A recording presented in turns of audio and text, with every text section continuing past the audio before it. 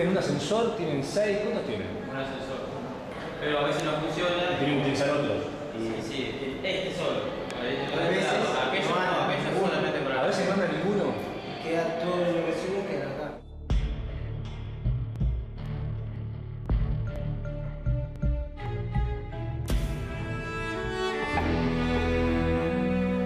Tenemos gravísimos problemas de insumos y de reparación de equipamiento. Faltan muchas cosas todos los días y con las compras de urgencia uno está siempre atrás de las circunstancias. Nunca logra, digamos, tener todo lo que necesita. Está lleno de moscas esto. Moscas y cucas de noche.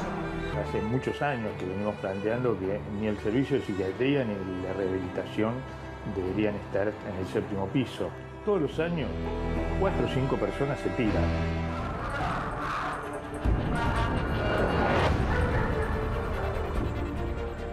¿Van a hacer una tomografía? No, no están dando el equipo. Podemos mandarlo acá.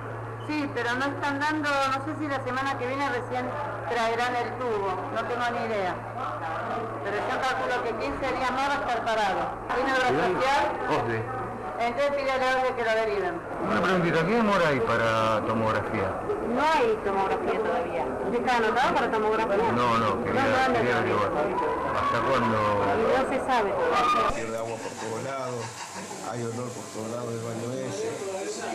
No alcanza, tuvimos que comprar nosotros, le hemos comprado unos caños para que pongan. O sea, acá entre la gente en la sala junta un poquito cada uno y tuvieron que comprar el coso de atrás del baño, el fuelle, porque pierde agua. Ahí pierde agua, mira cómo está ahí. Los pacientes están internados sin gas. Hay estufas eléctricas que traen los mismos pacientes. Ahora, con las instalaciones que son antiguas, porque la falta de mantenimiento de lo que tiene que ver inicialmente, eso recalienta las líneas y salta. El principal problema de este hospital, aparte de los mismos problemas que tienen todos los hospitales de la provincia, de los insumos hoy en día, del personal, es el edificio. El edificio está... no soportamos nada. Estamos mal, de todas formas, te digo. ¿En qué están mal? Estamos mal. Yo te invito a que mires los techos. A ver, mostrame. Mira, la suciedad. ¿O te parece un hospital puede tener esos techos? Y asientos del hospital, esos techos. Necesitamos un aire acondicionado porque no tenemos ventana, no tenemos ventilación. Media hora seguro. Media hora para no, porque marca el colectivo.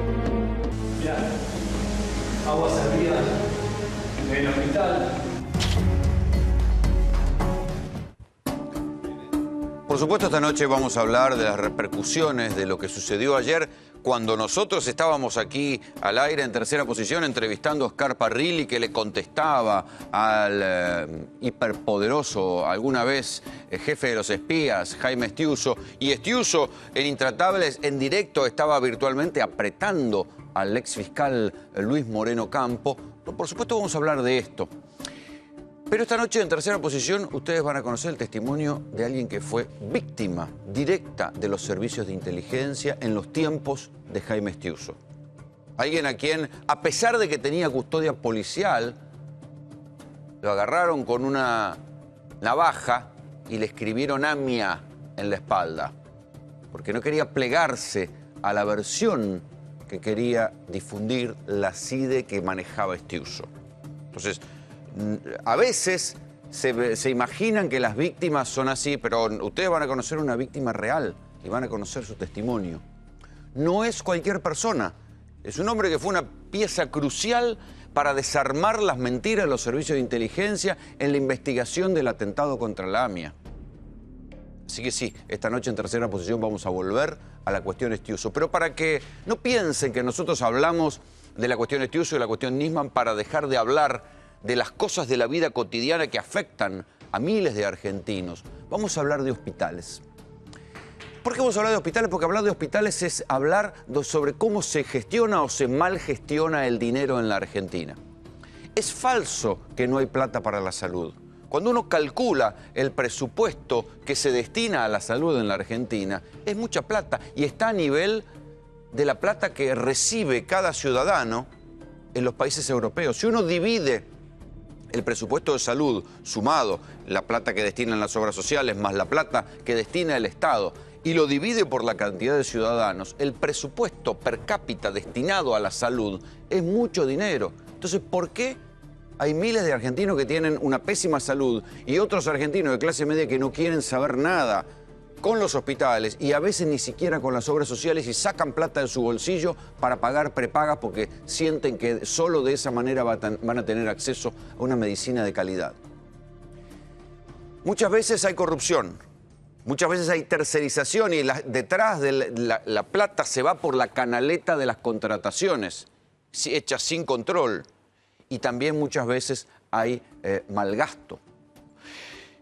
Se abrió una polémica bastante interesante, para mí sorprendente, adentro del kirchnerismo, entre el anteúltimo interventor del Posadas, Donato Spacavento, y Martín Sabatella. Donato Spacavento es un hombre que estaba gestionando el Hospital Posadas, el único hospital nacional que queda en la Argentina, porque nadie lo quiso agarrar, en la provincia de Buenos Aires, acá nomás en el partido de Morón. Y en aquel momento, cuando en sus últimos tramos de gestión, yo hice un informe sobre la situación del Hospital Posadas y mostré lo que era el Hospital Posadas. ¿Sí? Un hospital que, a pesar de que tenía mucho dinero, porque nadie puede decir que el Estado Nacional en los tiempos del kirchnerismo no tuviera dinero, estaba mal gestionado. Entonces, había un hospital que parecía nuevo y por otro lado un hospital que parecía la villa. Los mismos empleados llamaban a las dos partes del hospital Puerto Madero y Villa 31, y las evidencias eran notables. Y esto redundaba en mala atención de la gente, ¿sí? Que podían chorearle las cosas cuando estaban ahí internados, cantidad de miserias. ¿Qué pasó? A Donato Spacavento, Aníbal Fernández, jefe de gabinete, le pide la renuncia y lo terminan echando.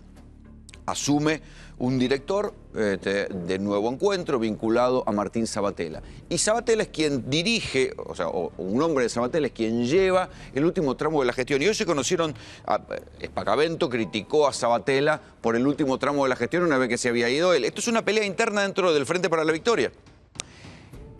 Y le criticó a Sabatella haber gastado dinero del hospital para hacer un acto, que fue uno de los últimos actos de campaña en los que habló Cristina Fernández de Kirchner, porque se gastó dinero en micros y en pagarle a Víctor Heredia.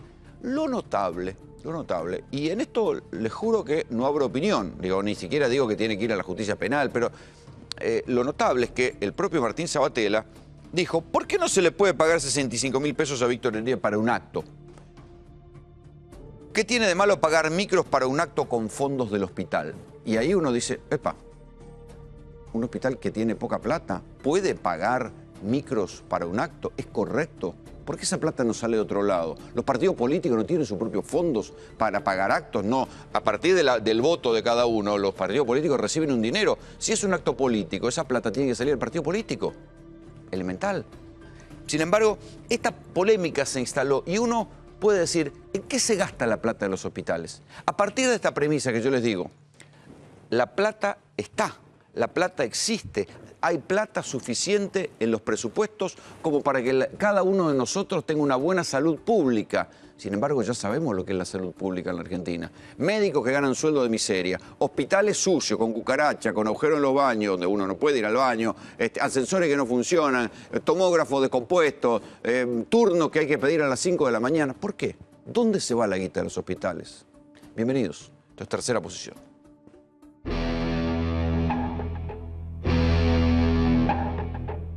Cuando uno sale de Capital por la autopista del oeste, a poco de andar, a mano derecha, aparece un inmenso edificio. Es el Hospital Posadas, técnicamente uno de los más grandes de la Argentina.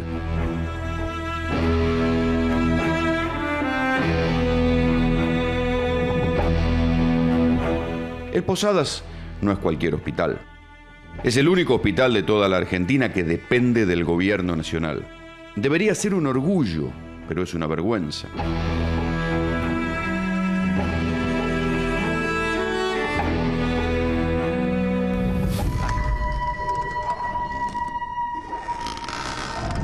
Tenemos gravísimos problemas de insumos y de reparación de equipamiento. Digamos, ahí en este periodo tenemos los 2 tomógrafos rotos, los 2 resonadores rotos, los 2 equipos de hemodinamia que funciona uno más o menos.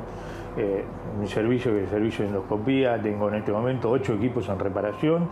Algunos de esos equipos digamos, sin funcionar desde hace un año y medio. Hay serios problemas de insumos, faltan muchas cosas todos los días porque no se hicieron las licitaciones públicas en tiempo y forma, y con las compras de urgencia uno está siempre atrás de las circunstancias, nunca logra, digamos, tener todo lo que necesita.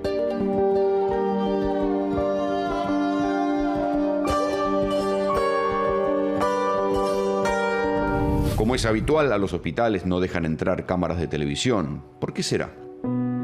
Por eso, con una cámara oculta comprobamos el deterioro del Hospital Posadas. Este baño funciona para los pacientes.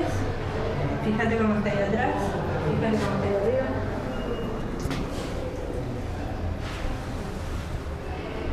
¿Qué es? Está lleno de moscas esto. Moscas y cucas de noche.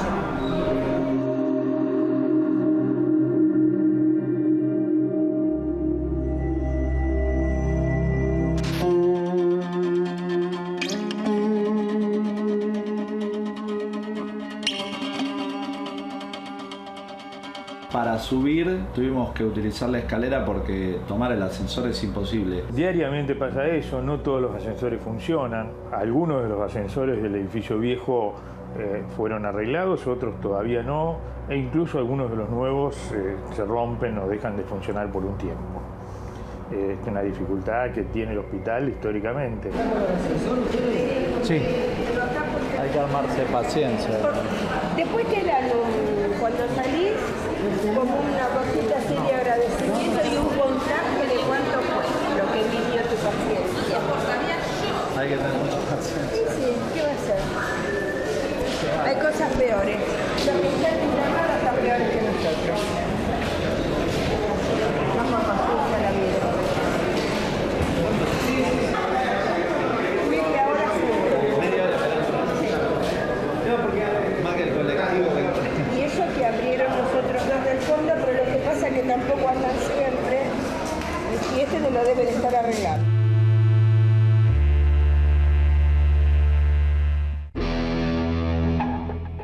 La verdad que a mí no me gustan las generalizaciones y prefiero hablar de ejemplos. Y por si no quedó claro en el comienzo del programa, vamos a hablar, por supuesto, del Hospital Posadas, porque es el único hospital nacional, pero este problema de la mala gestión de los hospitales y del dinero que aparece en los papeles y después no aparece en la realidad, vale tanto para la Ciudad de Buenos Aires, donde el año pasado yo documenté hospitales donde la sala de entrada, de espera de la guardia, era una ranchada donde dormían 50 indigentes y la gente que se tenía que atender no podía estar siquiera. Donde también en La Rioja documenté un sistema delirante, absolutamente delirante de hospitales, donde ya no había hospitales. Los hospitales se habían convertido en la playa de estacionamiento de ambulancias, que por ejemplo en el interior de La Rioja, si una mujer iba a parir, le decían, no, mire, usted viene a este hospital, no hay partero. Se sube a la ambulancia y se va a La Rioja capital y hace 240 kilómetros y recién ahí va a poder tener su crío. Entonces, el delirio en el sistema sanitario argentino es general, cada uno con su particularidad, eso sí hay que decirlo. Por supuesto, el estado de los hospitales en la provincia de Buenos Aires, lo que dependían de Scioli, que ahora acaba de heredar María Eugenia Vidal, también es bastante desigual, por decirle de alguna manera leve, ¿no? Hay guardias que han dejado de atender porque entra la gente y a fuerza de patota piden que los atiendan primero y si no le meten un tiro, una puñalada al médico de turno. Pero lo que desató hoy la polémica es cuando al interior del Frente para la Victoria, Donato Spacavento acusó a la gente de Nuevo Encuentro de haber malgastado los fondos del Hospital Posadas.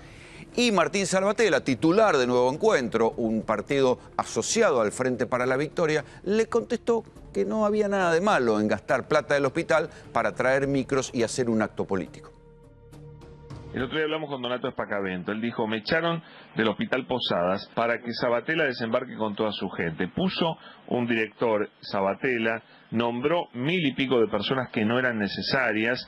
Encima financiaron, que esto la verdad que es una vergüenza, si es cierto, financiaron un acto público donde se pagaron 60 ómnibus, por ejemplo, cifras millonarias en vallas, en catering, en qué sé yo, con fondos del Hospital Posadas. Es un disparate, es una brutal mentira. Si tiene algo para denunciar... Pero están las cuentas pagadas por el Hospital Posadas, 60 micros, eso es una aberración. Mentira, absolutamente falso. Es el acto de la presidenta inaugurando 350 millones de pesos de obra en el Hospital Posadas. Yo le pregunto quién lo pagó, Martín. ¿Quién lo pagó el hospital? Un acto de la... Pagó 60 micros. 60 micros. ¿Cómo van a pagar 60 micros? Dos canciones de... Es absolutamente falso, eso es todo mentira. No es falso. De la presidenta de la Nación. Nación. Nos estás admitiendo que lo pagaron con recursos. Pero ¿cómo no se va a pagar un acto institucional de inauguración del Posadas?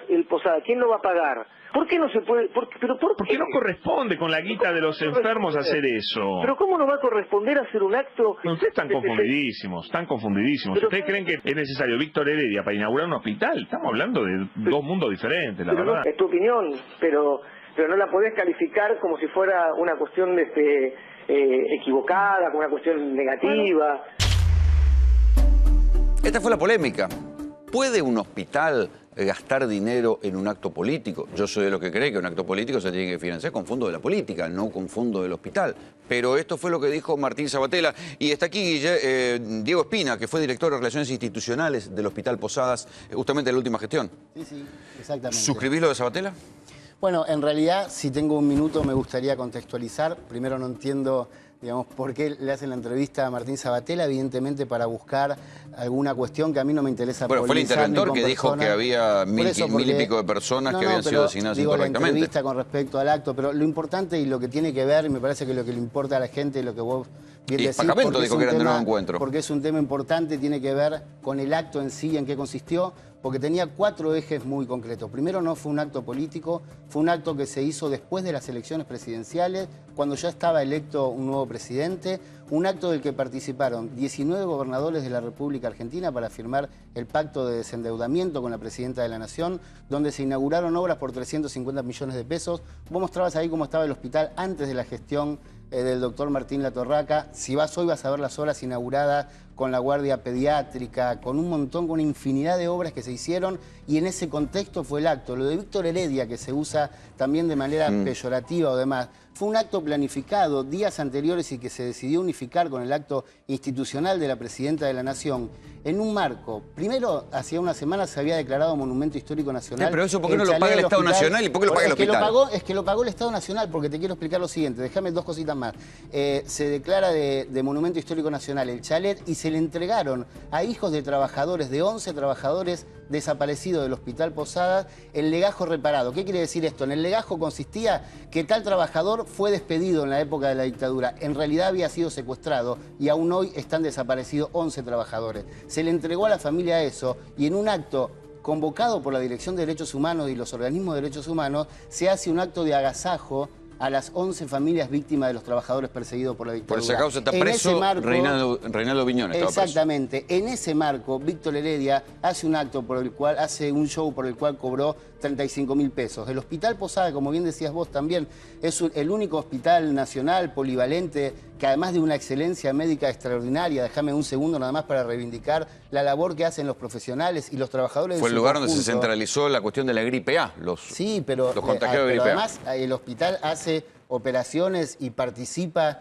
en foros internacionales de salud y el hospital se ha mantenido verdaderamente por el esfuerzo y el amor que le ponen los trabajadores y los médicos del Hospital Posadas. Pero en ese marco es que actúa Víctor Heredia. Y el otro de los temas... ¿Quién puso la plata? Vos, el Estado Nacional. El hospital no es autárquico, no tiene una administración propia de recursos, depende del Ministerio de Salud de la Nación, tenía un presupuesto aproximado de 2.000 millones de pesos anuales, nosotros estuvimos en la gestión solamente 7 meses y los fondos del Hospital Posadas Nacional los administra y los gira el Ministerio de Economía de la Nación. ¿Por qué es importante esto? O sea que lo pagó el hospital. Porque así planteado, no, pero lo pagó el Estado Nacional. Tiene que pagar el Partido Justicialista, el Frente para la Victoria. De ninguna manera, eso sí es un acto político, es un acto institucional. Cada vez que se inaugura un hospital en la Argentina y en el mundo, en un hospital, una escuela, se hace una obra inaugural con fondos públicos, no con fondos privados. Obvio, y no fue pero un acto, una partida, la partida tiene que estar prevista de Secretaría de Cultura, qué sé yo. No, pero discúlpame, es que salieron de partidas asignadas para un acto protocolar. No es que se retiraron fondos de los insumos hospitalarios para pagar un acto, que aunque sea institucional, estaría mal hecho en ese caso. Se utilizaron las partidas correspondientes para pagar un acto protocolar en el marco de una inauguración y además de hechos de una gran trascendencia, no solo de los derechos humanos de lo que hablábamos, sino también del pase a planta permanente de los trabajadores. Ese día también se daban los certificados de 350 trabajadores que en el marco de la Ley Nacional del Empleo Público habían pasado a planta permanente. El actual interventor dice que metieron barra Deportivo Morón. Y se lanzaron otros 1.500 nuevos procesos para el pase a planta permanente. Está bien, pero te estoy preguntando algo puntual. ¿Pusieron o no barra Deportivo Morón? Esto es lo que dice el interventor. Pero es absolutamente falso. Que se muestre de los 1.500 que están concursando, que son trabajadores, que encima me parece de una canallada decir eso, porque algunos de estos trabajadores hace 25 y 30 años que trabajan en el Hospital Posadas de una manera absolutamente precarizada. Y lo que se hace es estigmatizar a los trabajadores. Esta es una historia que ya la vimos en la Argentina, se vio en la década del 50, se vio en el 70, se vio en el 90 con el Estado sobredimensionado que había que achicar, y vuelven ahora a estigmatizar a la clase trabajadora cruzándolo de barra bravas, de militantes políticos como si fuera un delito ser militante, de los 350 trabajadores que pasaron a la planta. Y de los otros 1.500 tienen entre 10 y 25 años de antigüedad. Y en la corta gestión del doctor Martín Latorraca, en 8 meses nada más de proceso, se avanzó con salir de la precarización de más del 70% de los trabajadores, a los que no le preguntamos si son peronistas, si son radicales o si son antiperonistas, como hace este gobierno que se la pasa preguntándole a los trabajadores de qué partido sos. Quiero ver qué dice María Eugenia Vidal del estado de la salud en la provincia de Buenos Aires. Vamos a crear un sistema integrado de acceso y cobertura de salud, además de un sistema provincial de vigilancia de mortalidad materna y neonatal, con un seguimiento domiciliario de los recién nacidos de alto riesgo. Vamos a mejorar con una inversión millonaria la guardia del Hospital Larraín. Vamos a construir un quirófano y una maternidad en el Hospital San Martín. Y también vamos a construir salas de internación en el Hospital Allende. Vamos a llevar a cabo un plan de salvataje, sí, de salvataje, que abarca 17 proyectos para mejorar la infraestructura de 14 hospitales públicos muy importantes para los bonaerenses, entre ellos el Pena, el Güemes, el Belgrano. Vamos a incorporar más de 300 médicos y enfermeras de manera inmediata para guardias de hospitales que hoy no dan más. Él tiene lo que promete María Eugenia Vidal que va a hacer en la provincia de Buenos Aires, pero le voy a preguntar a Guillermo Pacagnini, que es secretario general de SICOP, el Sindicato de Profesionales de la Salud y médico, obviamente. ¿Cuál es el estado real de los hospitales en la provincia de Buenos Aires? ¿Le crees a Vidal? ¿Está bien? ¿Está mal? En absoluto. O sea, todos esos números están sacados de la imaginación. Debe ser un discurso de circunstancias o publicitario para inaugurar las sesiones en la legislatura. Porque nosotros hace 3 meses, y nosotros estuvimos reunidos con la gobernadora, estuvimos reunidos con la ministra de Salud, que en realidad hasta ahora, más que anunciar planes, ha tenido que gastar minutos de exposición pública en desmentir su renuncia, y hemos estado reunidos con el ministro de Trabajo para encarar un poco globalmente la grave situación. Yo te hago una definición. ¿Cuál es el nivel de gravedad? Crisis sanitaria. Ese es el nivel de gravedad. Yo te diría precolapso, y creo no exagerar, porque en alguna época se hablaba de amarillismo, cuando uno decía se caen los techos de los hospitales. Ahora se caen. Por ejemplo, la semana pasada el techo de la sala de pediatría general del Hospital de Niños de La Plata, del Hospital Meléndez de Adrogué, se viene abajo literalmente, y las obras... ¿Depende de la provincia ese? De la provincia, yo te estoy hablando de la provincia de Buenos Aires. No, tenemos 78, en realidad, si vamos a establecimientos que dependan realmente del presupuesto magro de la provincia, son 80. 80. En este momento los que están con signo de crisis, pero realmente grave, son los intersonales de agudos, que son los cabeceras de la región, el que deberían tener la alta complejidad. Yo te digo, Hospital Fiorito de Avellaneda, cerrado el servicio de neonatología. Hospital... O sea, si un pibe nace ahí con problemas, ¿qué hace? No, los derivan. Es decir, por supuesto, es una disminución de la oferta en salud. Hospital Eva Perón de San Martín, cabecera de toda la región noroeste, porque todavía en el sur hay varios intersonales. En la zona norte, en la zona norte en general de todo el conurbano, es el Hospital Intersonal de Eva Perón. No funciona la hemodinamia, no funciona la medicina nuclear, no funcionan ascensores. La guardia está obsoleta y absolutamente insalubre en las condiciones de trabajo. Se empezó a construir una guardia nueva y está paralizada la obra. ¿La gente deja de ir al hospital? No, la gente tiene que ir porque es el único recurso que tiene. Lo que yo creo es que hasta ahora, es como un auto viejo, yo digo, es el sistema público de salud, hasta ahora funcionó. Funcionó medio destartalado, pero vos le echabas agua y más o menos andaba. Ahora se empezó a caer la carrocería. Y el que maneja adentro, que es el trabajador de la salud, se está enfermando y se está muriendo. ¿Y por qué están enojados con Vidal las condiciones ustedes? de gasto laboral. ¿Por qué están enojados con Vidal? No, con Vidal ya venían mal con Scioli. No, veníamos muy mal de antes. Pero con Scioli ya venían mal. Esa es la realidad. ¿Han hecho paro? No, es muy simple. Primero se repitió. Hay tres grandes problemas. El desfinanciamiento. Yo te escuchaba hace un rato, decías, hay plata para que... No, en la provincia de Buenos Aires hace falta plata. Empecemos por ahí. 6,3%. Pero hay cantidad de estudios que dicen que si uno suma la guita que se destina al esquema de salud, es una... No, lo que pasa es que acá se habla de... No. Muchas veces en las cuentas se toma lo que se llama gasto público. Entonces, toman subsidios al sector. Hay un gran nivel de subsidio al sector privado. Porque todo esto que yo te digo que no funciona en el sector público, se lo deriva al sector privado. Se le paga. ¿Quién le paga? El Estado. El Estado subcontrata al sector privado para cubrir la falencia del sector público. Es una barbaridad. Como si fuera una obra social que lo mandan a una clínica. Por ejemplo, en el Eva Perón de San Martín, no funciona el tomógrafo. ¿Por qué? Porque se rompió el generador. ¿Y cuánto vale? Cerca de $45.000. Bueno, mientras tanto, todos los estudios los tienen que mandar, los mandan a otros lugares. Entonces, ¿y los paga el Estado? Y lo paga el Estado, por supuesto. Y si no, tienen que buscar otros efectores públicos que están lejos, porque no hay, porque justamente es el hospital de referencia, el último recurso. Y eso genera una angustia tremenda en todos los trabajadores del sistema de salud que están sosteniéndolo, porque viene un paciente y lo tienen que derivar. Lo tienen que derivar, con lo que significa al borde de situaciones graves de salud, porque no funciona el tomógrafo. Quiero que vean esto que sucede en La Rioja. El año pasado yo documenté cómo en ciudades de La Rioja uno iba con un parto, con un brazo fracturado, y le decían, no, ¿sabe qué? Acá no. Se sube a la ambulancia y se hace 240 kilómetros para ir en ambulancia al hospital de la capital. Cuando uno llegaba al hospital de la capital, el hospital de la capital, literalmente, la mitad del hospital estaba sin luz. En un pueblo chico, 15.000 habitantes más o menos, sin embargo hay 1, 2, 3, 4, 5 ambulancias de buena calidad. ¿Por qué? Porque las ambulancias son fundamentales en este sistema de salud, por lo menos extraño, donde no se puede hacer ni siquiera un parto. Entonces las ambulancias van y vienen todo el tiempo, llevándose los pacientes de acá, aunque sea para cosas elementales, a la capital, a La Rioja, porque acá no los pueden atender. ¿Desde hace mucho tiempo el tema de los partos? Y hará cuestión de 4 años. 4 o 5 años. 4 años que ya no estamos haciendo. ¿Qué tipo de casos llevas allá a La Rioja? ¿Parto, todo? Parto, fracturas. ¿Una fractura? No tenemos traumatólogo. ¿Una fractura? Sí, una fractura lo llevamos a hacer. No hay. Acá no hay traumatólogo.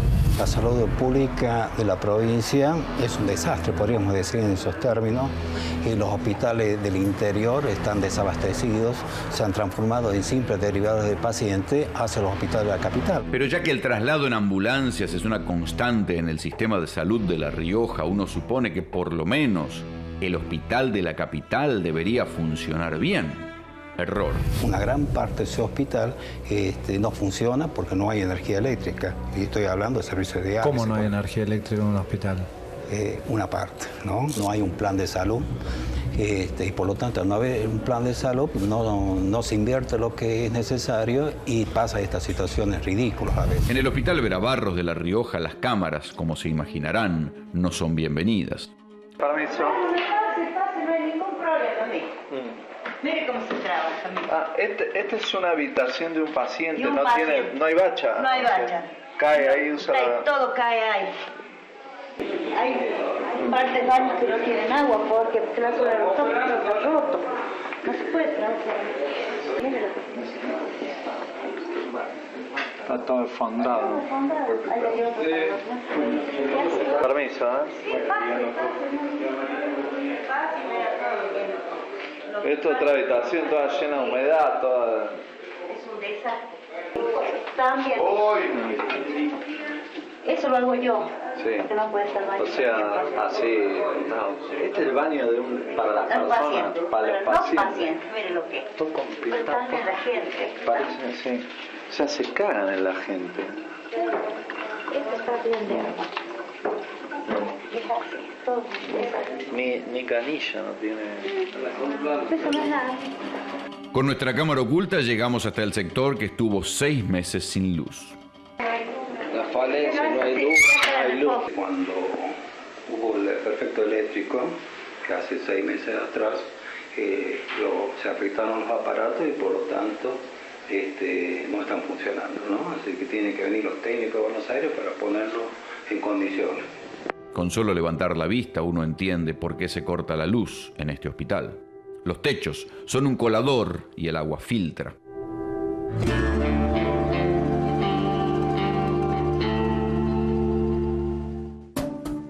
Está escribiéndonos la gente a nuestro Twitter, @3p_A24. Es desastrosa la situación de los hospitales de la provincia, tanto el Estado como los sindicatos son responsables. Me escriben a un Twitter mío, pero yo no tengo, es trucho. Ese Rolando Grana es trucho, no soy yo, no tengo Twitter. Dice, tanto el Estado como los sindicatos son responsables, dice Cristian GT. No. ¿Sindicatos? Por lo menos el nuestro, Teléfono para el vos. nuestro seguro que no. Al revés. Yo creo que ahí hay una demanda, pues sí, bueno, que los médicos no van. En absoluto, al revés, faltan. Nos está costando incluso ahora incorporar. ¿Por bajos sueldos? Por bajos sueldos y por malas condiciones laborales, medio ambiente de trabajo. Hablando de bajos sueldos, Agus Racente dice, mi padre trabaja como médico en la provincia por un sueldo de 13.450 pesos, ¿es así? Sí, una vergüenza. El sueldo inicial son 12.000 pesos, sí. Es una barbaridad. De bolsillo, de bolsillo. O sea que un médico gana menos que un camionero. Por supuesto. Para empezar a hablar. Por supuesto, pero no es culpa del camionero. No, Hay que nivelar para arriba. obviamente, digo, pero un médico Claro. que tiene un título terciario, que se supone que en alguna situación Sí, salva vida, es. gana menos que un camionero. Sí, sí. José María Gatica dice, llenaron el Posadas de ñoquis y encima les descontaban por el recibo por el partido. Falso, absolutamente falso. No hay un solo aporte voluntario a nuestro partido político a través del recibo de sueldo del Hospital Posadas. Y además el proceso de pase a planta se hizo en el marco de la Ley de Empleo Público, con todos los gremios, incluso con la Comisión de Médicos del Hospital Posadas, participando y supervisando. 350 ya pasaron a planta, hay 1.500 que están en proceso de pase a planta permanente, que posiblemente el macrismo los quiera echar acusándolo de ñoqui, pero eso es absolutamente falso. Y dice, también pasa en el Hospital Internacional de Mar del Plata, falta de insumos, a simple vista la decadencia de las instalaciones. Absolutamente. El tema insumos, el tema infraestructura y el tema recursos humanos son los tres, un poco el triángulo de las Bermudas de los hospitales. Insumos, si vos entras a una farmacia hospitalaria, ves la primera fila, te puede engañar, ¿eh? Porque en general no se ven vacías, digámosle, las góndolas o los estantes. Ahora, se trabaja sin stock, es decir, cuando hay una demanda que excede en lo planificado para... prácticamente no ¿Llevas se a puede tus hijos planificar, al hospital? Mandan... No, mis hijos nacieron en el hospital público. ¿Vos los llevarías hoy? Mira, yo los llevaría porque todavía hay mística en los trabajadores del equipo de salud. No solo los médicos, las enfermeras, los camilleros, los psicólogos, los bioquímicos, hay mucha mística. El sistema funciona, sigue funcionando, ese auto viejo, destartalado, porque nosotros estamos poniendo el cuerpo y la cabeza para que funcione. Enseguida vamos a hablar con María Clara del Valle Vegas, diputada nacional de Catamarca, de La Rioja, perdón, por el Frente Cívico Riojano, sí, cualquier cosa. Porque vamos a profundizar sobre lo que les mostraba recién en La Rioja, pero para que vean que el diagnóstico pertenece a diferentes administraciones. Hablamos de la provincia de Buenos Aires, hablamos de la ciudad de Buenos Aires, hablamos del Estado Nacional. Esto tiene que ver con el Hospital de Clínica, que lo administra la Universidad de Buenos Aires.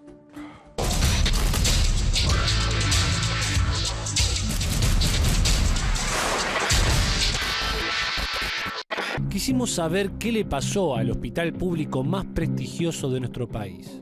Enseguida, supimos que la respuesta estaría entre sus pasillos, entre sus proezas y entre sus miserias.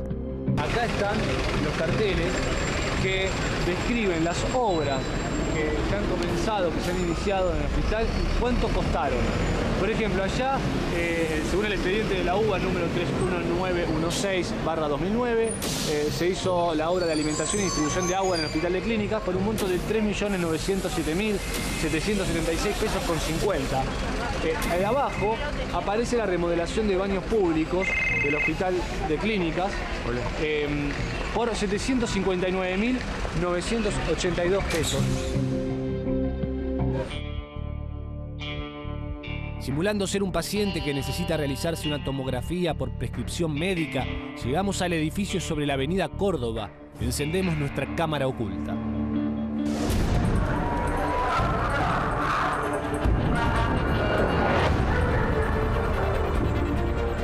Para hacer una tomografía. No, no están dando el equipo.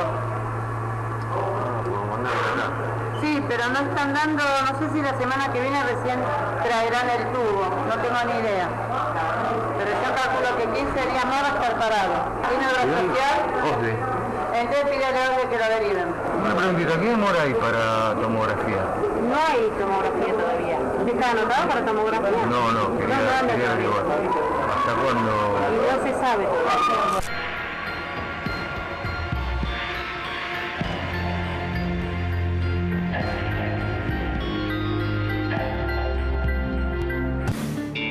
Los números de afuera son abultados, así como los problemas que subsisten en el Clínicas.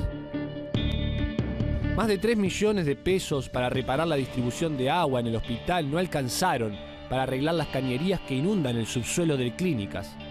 Encima, cuando afuera llueve, adentro también.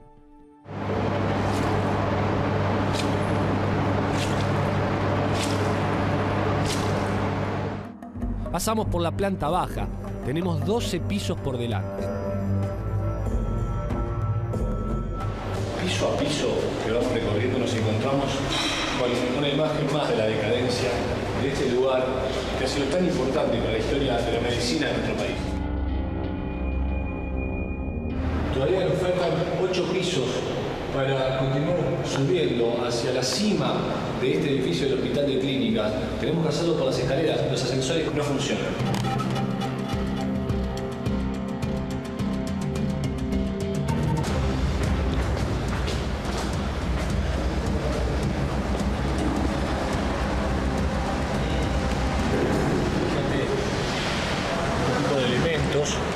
Como ya vimos en otro de los lugares del Hospital de Clínica, los van tirando por ahí, van tirando las cosas por ahí, no se las llevan, las dejan acumuladas en medio de esta mugre.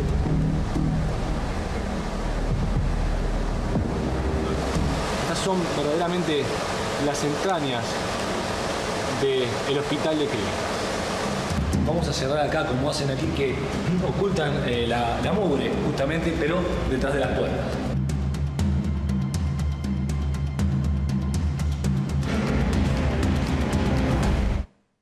Digo, para que vean que la cuestión es transversal, ¿no? Porque hablamos del gobierno nacional, hablamos de la provincia de Buenos Aires, hablamos de La Rioja, esto lo gestiona la UBA y ahora hay una causa también por malversación de fondos en el Hospital de Clínicas, porque había esto que yo les digo siempre, no hay plata para los sueldos de los médicos, pero para las contrataciones truchas siempre abunda el dinero. María Clara del Valle Vega, les decía, es diputada nacional por el Frente Cívico Riojano. ¿Cómo se explica el estado de deterioro del sistema de salud en La Rioja? Esta cosa loca que los hospitales están desmantelados en los pueblos y tienen que llevar a la gente en ambulancia.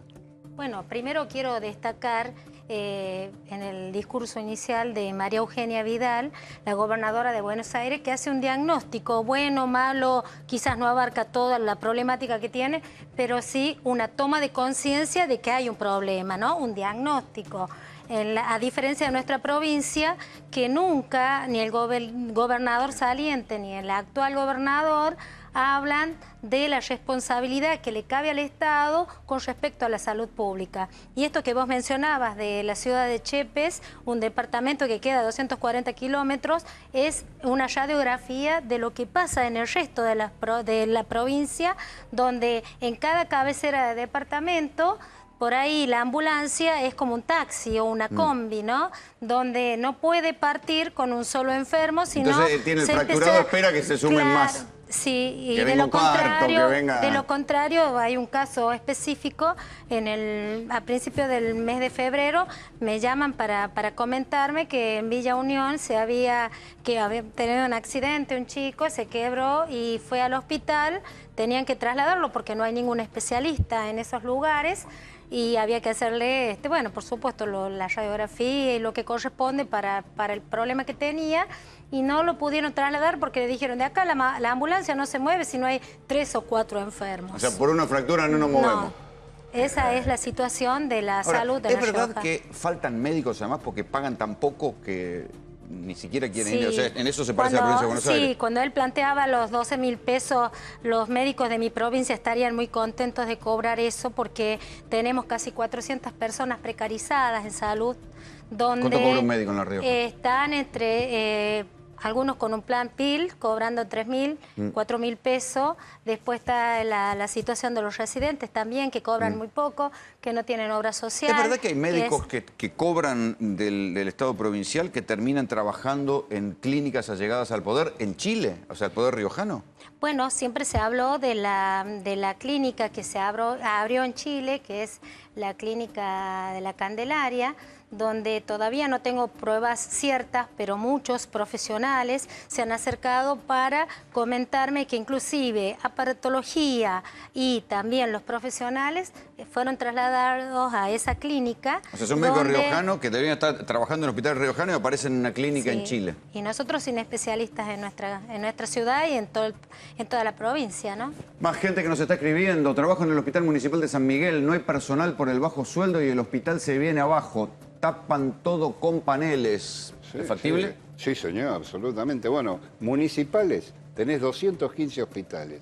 Y el sistema ahí sí, vos hablás con el gobierno de la provincia y te dice Son la municipales. autonomía municipal. El sistema está fragmentado. Además hay 1.500 centros de salud. O sea que depende cómo le vaya al municipio. Yo, por ejemplo, el otro día fui al hospital de Vicente López y me atendieron bien. Mira, la coparticipación municipal no es plata marcada. Ahí sí seguro, lo poco que va para salud, seguro se usa para otra cosa. Yo ahí los invito a visitar el Hospital Municipal de Morón, que dejó inaugurado el intendente Lucas Guía antes de retirarse, que es un lujo en la provincia de Buenos Aires. Pero perdieron las elecciones. Perdimos, sí, porque uno hace política por convicción y por lo que cree, y porque somos defensores, en este caso, de la salud pública. No hacemos política pensando necesariamente en el voto que vas a tener al otro día. No vendemos las convicciones por un voto.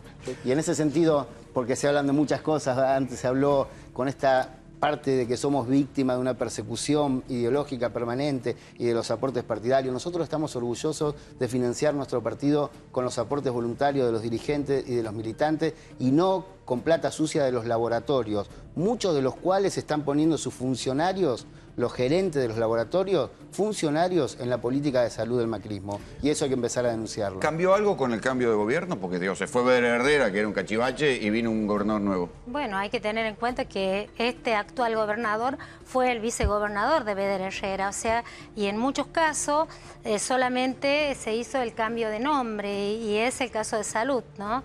En la gestión de Vedder Herrera pasaron 6 nombres, porque pareciera que él cree que una política de Estado de Salud es cambiar el ministro, ¿no? Y nunca se asumió la problemática, al contrario, ha ido creciendo, no solamente en la salud pública, sino también en cuanto a nuestra obra social, la obra social que contiene la mayoría de los empleados públicos en La Rioja, que es APOS. Por ejemplo, estuvo 4 meses sin traumatólogos. ¿Por qué? Porque se le imponía desde el gobierno que utilizaran para las operaciones, para las cirugías que ellos realizaran, todo lo que tenía que ver con la ortopedia de una marca determinada, ¿no? Que muchos han señalado, y no tengo pruebas, por eso no doy el nombre, pero sí que es una firma que pertenece a un actual gobernador muy importante de nuestro país y que, sin embargo, los traumatólogos no quisieron llevar adelante este trámite de poder, digamos, operar a la gente con estas prótesis, porque no les daba ninguna garantía y no querían que le pudiera caer un juicio por mala praxis, ¿no? ¿Qué dice, por ejemplo, Vivi? Trabajo en un municipio del conurbano, en Merlo. No tenemos ni insumos ni recursos humanos pero sí sueldos paupérrimos. Municipal, hospital municipal. Así es. A propósito, la cuestión de los hospitales también se engloba dentro de la mirada que tiene el nuevo gobierno sobre los empleados públicos. A propósito, esto decía Mauricio Macri hoy. Venimos de épocas donde hemos disfrazado, como dije en el discurso inaugural en el Congreso de la Nación, el desempleo con empleo público. Y eso ha sido a costa de no poder invertir. Y además cuando uno invierte en hacer las cloacas que faltan, el agua corriente, el gas que hablabas en tu discurso, las rutas, los desagües, en las escuelas, también genera trabajo, pero trabajo del bueno, el trabajo que agrega valor, que la sociedad mejora y nos genera un círculo virtuoso. Entonces tenemos como primeros responsables de resolver los problemas de la gente, que son los intendentes, es entender este concepto, como también lo tienen que entender los que gobiernan en las distintas provincias, como lo tengo que entender yo como presidente. Todos tenemos que ser responsables de que logremos invertir en las soluciones concretas de la gente. Así que espero y confío que estemos todos a la altura de este desafío enorme que nos toca llevar a cabo. ¿Tienen un ascensor? ¿Tienen 6? ¿Cuántos tienen? Un ascensor. Pero a veces no funciona. ¿Tienen que utilizar otros? Sí, este solo. A veces no anda ninguno. Queda todo en el recibo que acá.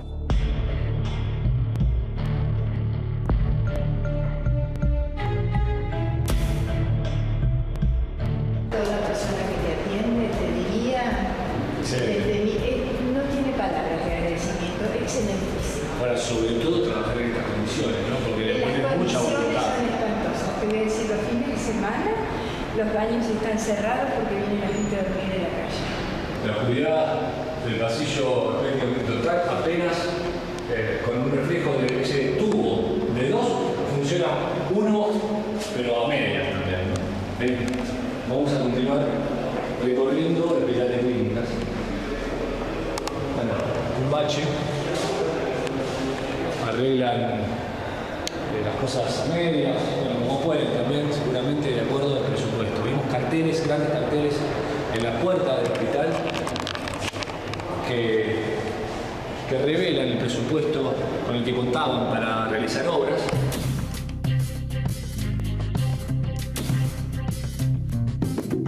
Fíjate la ironía del orden y de la limpieza en un hospital que debiera estar pulcro, 100%, sin residuos patológicos en los pasillos, sin estas cajas tiradas por los pasillos.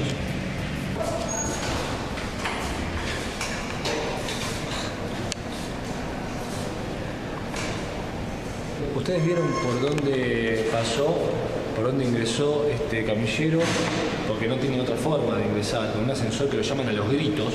Llaman 12, piden así a los gritos por la puerta, por la entrepuerta del ascensor como para que suba. Y pasó por este lugar, porque, como les decía, este lugar, donde están los quirófanos, donde pasa la gente que está realmente en condiciones desfavorables, pasan por otros lugares que están a la deriva, con esta sociedad, con las cosas tiradas por cualquier lado. Unas son las condiciones en las que se trabaja aquí en el hospital.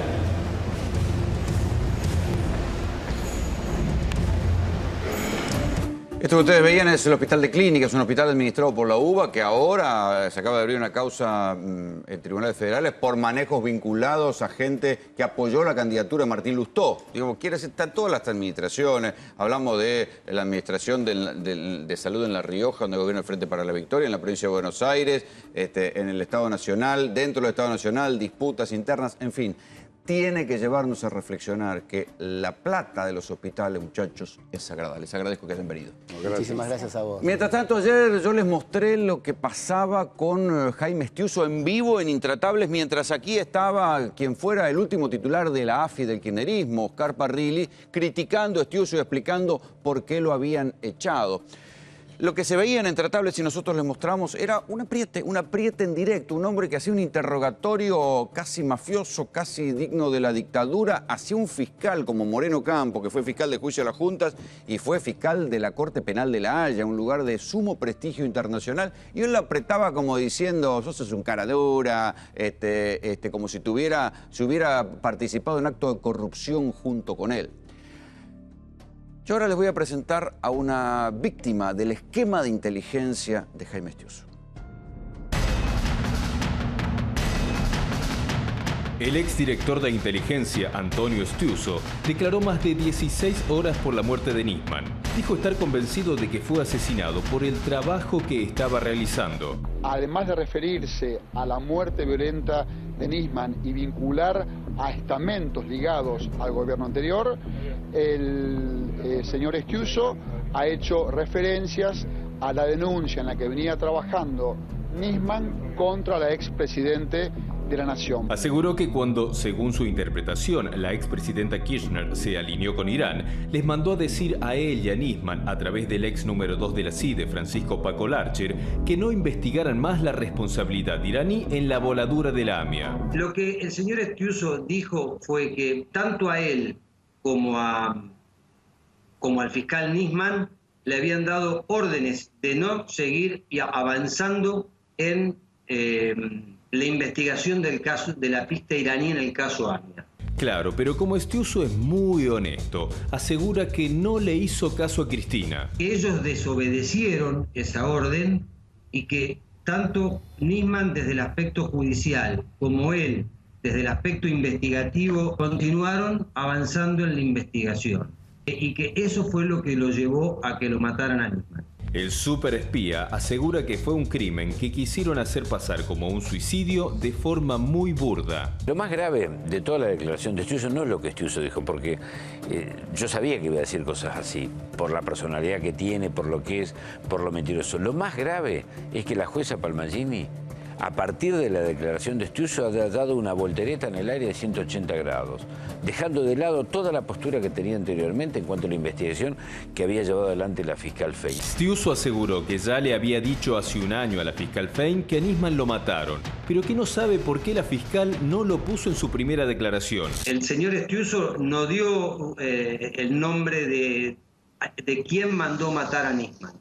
Nombró personas vinculadas al gobierno que eran los que no querían que se siguiera avanzando en la investigación y dijo, tienen que investigar esas personas. Estiuso habría declarado además que los asesinos fueron militantes de Quebracho y del sector piquetero Ultra K, liderado por Luis Delía, con apoyo iraní. Estiuso yo creo que es parte de la maniobra de la construcción de la denuncia de Nisman, creo que es parte del martirio de Nisman y que con estas declaraciones que están absolutamente calculadas, las que le hizo a Fein para después desacreditar a Fein, como las que hace ahora para que Palmagini se tenga que ir de la causa, me parece que lo que busca es eso, es lo mismo que hizo con AMIA. Si la fuente de la verdad es Estiuso, nunca vamos a saber la verdad. Entre Macri, un sector importante del Poder Judicial macrista, tienen preparada una historia que termina en poco tiempo más con Cristina y varios de nosotros presos por este tema.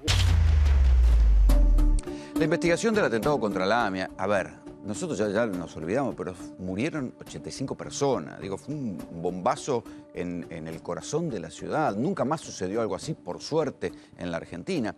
Fue un pozo de traiciones y canalladas, y la investigación judicial ahora, en este momento, desde hace unos meses, se está llevando a cabo un juicio que se conoce como AMIA 2, donde se investigan todos los encubrimientos, todas las operaciones, las mentiras, las truchadas que se hicieron en ese juicio, y está yendo al banquillo de los acusados nada menos un señor que se llama Carlos Menem. De ahí para abajo llegan hasta el juez, pasan por los fiscales, pasan por gente de los servicios de inteligencia de aquella época. Digo, estamos hablando de algo serio, de algo grave.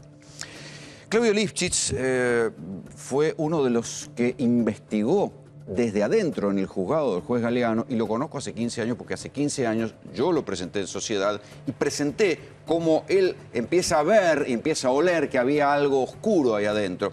Y en aquel momento yo no le creía todo lo que él decía. ¿Sí? Le creía una parte de las cosas y la otra me parecía demasiado fantasiosa. Yo después tuve oportunidad de pedirle disculpas por no haberle creído por alguna de estas cosas. Una de las cosas en las cuales yo desconfié del relato de Claudio fue cuando una vez, estando él custodiado por la Policía Federal, lo secuestran y con una navaja le escriben AMIA en la espalda.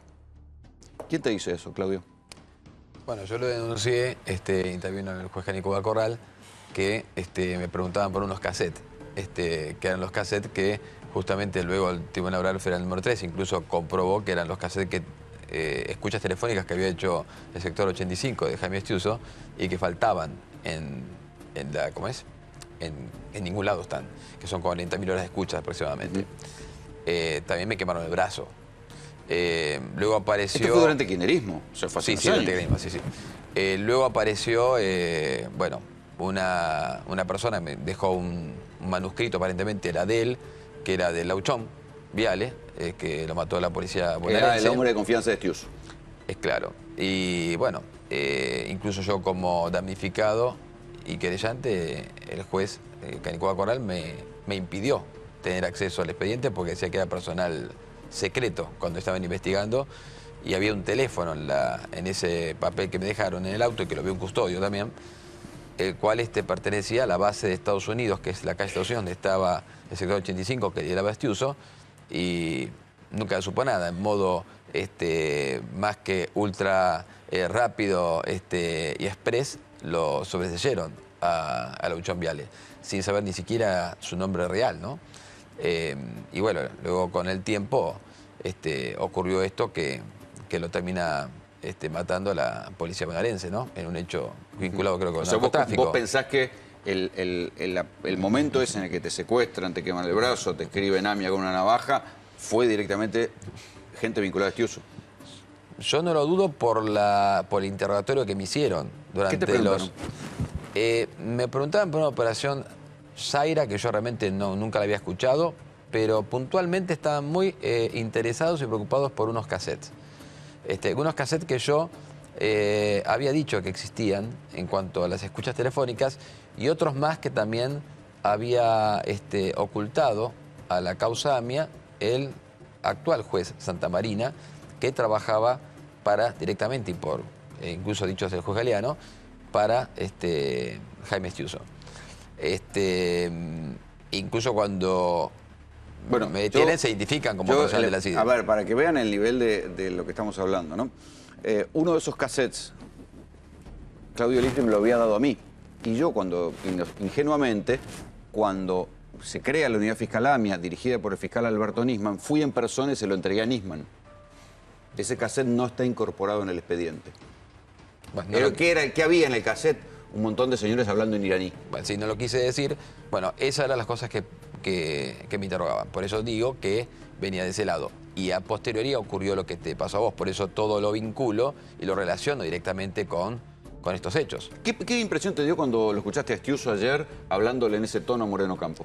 Bueno, me solidarizo en un todo y comparto lo que le dijo doctor Moreno Campo, que realmente fue muy solvente en sus dichos, ¿no? ¿Por qué no da explicaciones de qué ocurrió, por ejemplo, con gente que fue detenida en una provincia y apareció aquí, que fue objeto de premios ilegales, testigos inventados, lo que ocurrió en la causa AMIA? Pero yo lo invito al ingeniero Estiuso, ahora que aparece en los medios y que tanto tiempo estuvo en la clandestinidad o en oculto, lo invito a que debata conmigo públicamente qué pasó con la investigación de la AMIA. Si realmente lo ocurrió. ¿Qué sabe él que no dice? Y por ejemplo, las pistas que no se siguieron, que no se investigaron, toda la prueba que no se incorporó, el hecho de darle indicaciones al juez Santamarina que instruyera una causa melliza y gemela a la causa AMIA para ocultar información, que se tomara... ¿Esos eran los manejos de Estiuso en la Justicia Federal? ¿De lo que se habla tanto ahora? Sí, eso sí también se habla también de otros, ¿no?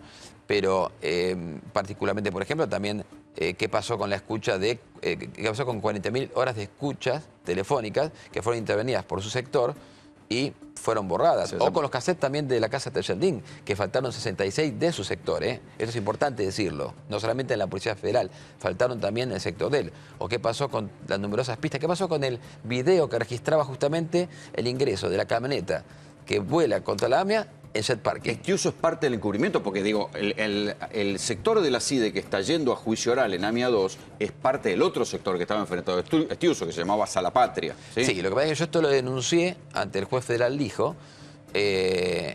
En realidad lo denuncié ante el juez Cavallo, luego ante el juez Bonadío, como fue pasando esa causa. Y te hicieron pasar por loco varias veces. Exactamente. Y en realidad... Él es un abogado, yo lo resumo, ¿viste? Porque si no... Fue muy parcializada esa instrucción, se elevó una parte, en lo que vos bien decías, del juicio de AMIA, ahora tienen que ir otros que son secretarios, y la gente de la CIDE, de esta CIDE de Estiuso, no fue tocada. Y en su momento yo dije que una persona muy relevante y persona muy conocida de los querellantes, cuando yo insistía en dejar escritos para que se investigara a la gente del sector 85 de la CIDE, me dijo que no, lo siga presionando al juez porque él tenía un límite. Que el límite era la CIDE. Epa.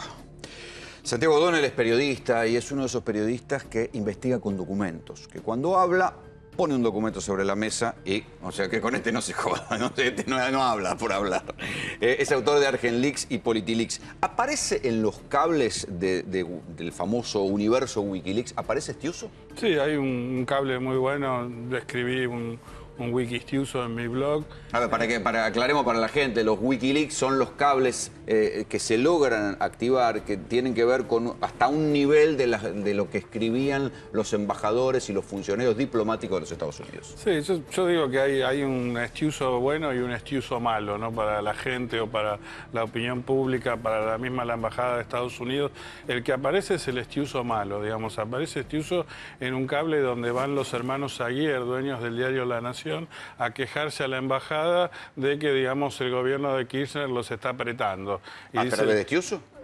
Justamente, dice que le están pinchando los teléfonos, que le están hackeando las computadoras, que tuvieron secuestros virtuales medio raros, que entraron en la casa del colega Mariano Barrio a robar de una manera que parecía que tenían información, y todo esto de una manera bastante directa se lo achacan a Estiuso. Bueno, es que esto es lo que muchos vemos, que durante 10 años, 11 años, Estiuso estuvo bajo el paraguas del kirchnerismo, que lo utilizaba como un perro, digamos, que lo mandaba a morder o no. Claro, pero esto es lo que... Y cuando vos se lo discutís, yo se lo discutí ayer a Parrilli, decía, bueno, no, pero era una deuda que teníamos todos en la democracia. Está bien, pero 10 años tardaron. A mí lo que me llama muchísimo la atención es que, digamos, cuando yo traigo estos Wikileaks, donde realmente la actuación de Nisman queda totalmente hackeada, el tipo directamente le está anunciando a la embajada lo que está por hacer, está tomando órdenes de la embajada a quién investigar y a quién no.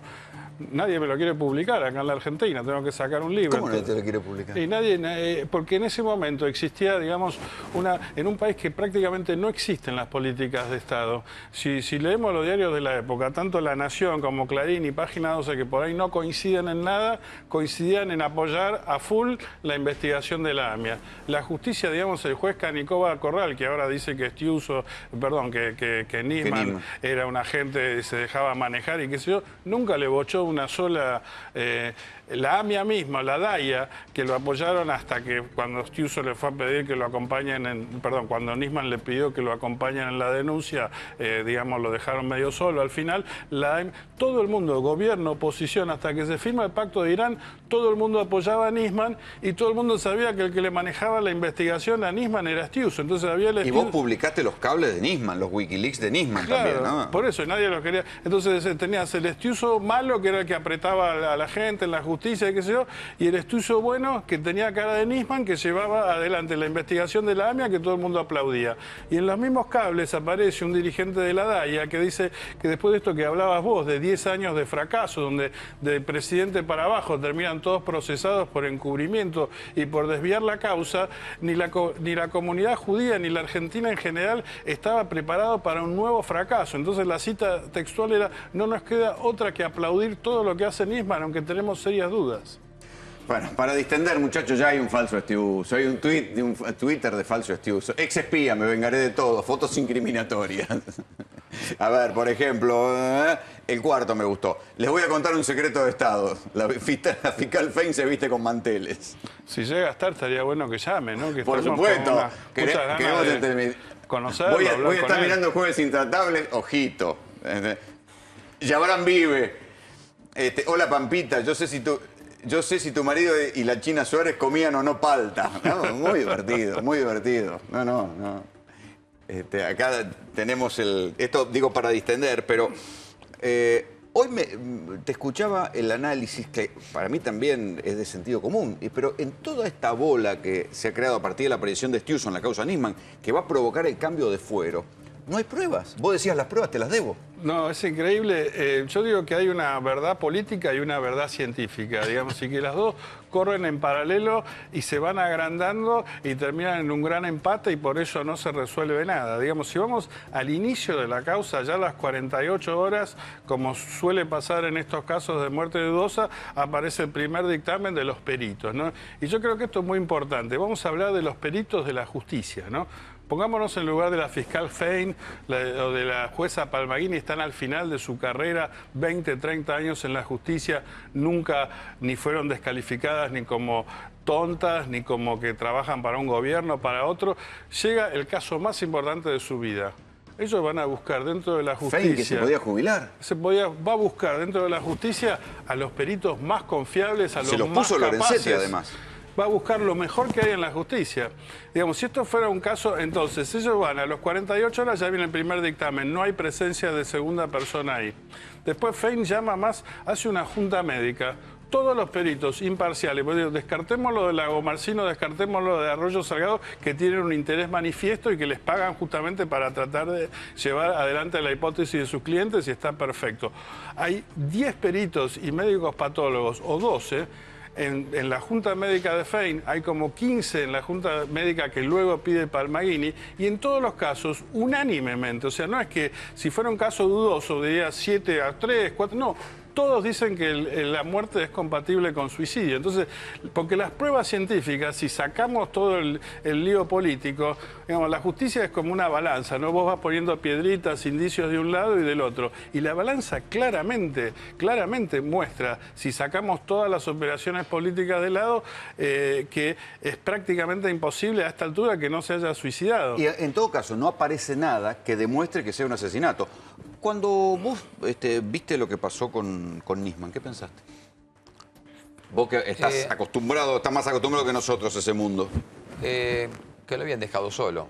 Claro. Que lo habían dejado solo. Es más, una persona con el conocimiento que él tenía y la experiencia en tribunales, era totalmente la denuncia que hace y el apresurarse, esa relación tan inmediata con justamente la separación del poder de un hombre como Stiuso, que era la única persona que realmente lo sostenía a Nisman y que realmente hasta suspenda las vacaciones y lance algo que realmente no había ningún tipo de urgencia para hacerlo. Había una urgencia en Washington, porque bueno, Netanyahu tenía que ir y decir que Irán era un estado terrorista y necesitaban, y no había ningún caso fuera de Argentina conocida donde Irán había puesto una bomba. Entonces era importante para Netanyahu, al desacreditar el tratado de Irán con Estados Unidos, decir que Irán es un estado terrorista. Entonces urgentemente tuvo que venir Nisman a cambiar el estatus de esa causa. Quiero decir algo. La aparición de Stiuso ahora en la causa Nisman, porque en la práctica es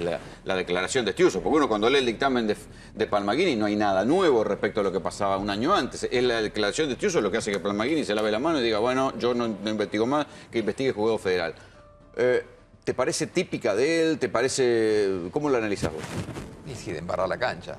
Es decir, realmente de mediatizar y de decir cosas que son incomprobables y tal vez intentar llevar la causa a un terreno que es el que él más conoce y ha sabido manejar, que es el fuero federal. No hay pruebas. Él dice que, no, o sea, el propio abogado dice no hay pruebas contundentes, pero él opina sobre la causa. ¿Puede tener algún as en la manga? ¿Puede haber algo en esa declaración que dé vuelta realmente el curso? Mira, si conoce algo, lo conoce y no lo va a decir. Él está como testigo, no está como imputado. Creo que debe conocer más de lo que dijo, o tal vez lo que dijo lo dice de pronto para... Cuando vos decís que maneja el fuero federal, ¿por qué? Porque sabemos, los que hemos estado en la justicia federal, que ha manejado el fuero federal. De hecho, te digo, por ejemplo, en el caso ¿Qué es manejar? ¿Lo convence? ¿Con qué? Te pongo un ejemplo de esto. Las denuncias que yo hice son claras, contundentes, se ha probado que él, incluso él mismo, en el top 3, Tribunal Federal 3, reconoció haber borrado las escuchas. ¿Pero que, con qué más los maneja? sin ¿Con fondo embargo, reservado, con no lo apriete? investigan. ¿Con qué los maneja jueces y fiscales? ¿Fondos reservados, apriete, le saca fotos? ¿Qué sé yo? Y una persona que tiene de pronto 30 o 40 años en un sector de contrainteligencia y que maneja mucha tecnología y que escucha la vida de todos, tiene muchos elementos como para presionar, palo ¿no? y zanahoria, de carpetazo y sobre. Es que antes uno hablaba de un Estiuso, de lo que uno comentaba, pero ahora uno tuvo oportunidad de ver cómo es Claro, Estiuso. es que esto cuando era una aparece leyenda urbana, ahora cuando apareció ayer. aparece en este apriete que se escuchó a nada más ni nada menos que a una personalidad como lo es el doctor Moreno Campo, evidentemente uno ya se está dando cuenta de qué persona estamos hablando, ¿no? Cómo es su manejo. ¿Cuál era su relación con la CIA? ¿Salta de los cables? No, a mí me lo dijo Nisman directamente. ¿Quién te dijo? Nisman, cuando sale el libro Argen Leaks, me cita en su despacho a través de su publicista y me dice, ¿cómo? ¿No lo conoces a Jaime? Por eso te digo, los periodistas que cubrían la AMIA todos sabían que Jaime manejaba esto, porque si no, ¿cómo no lo conoces? Me dice, yo tengo que depender todo de Estiuso porque él tiene los contactos con los servicios israelíes y norteamericanos y esta es una causa internacional, sin eso no se puede hacer nada. Mi trabajo es agarrar el crudo que trae Estiuso y comprobarlo. Epa. Muchachos, gracias por venir.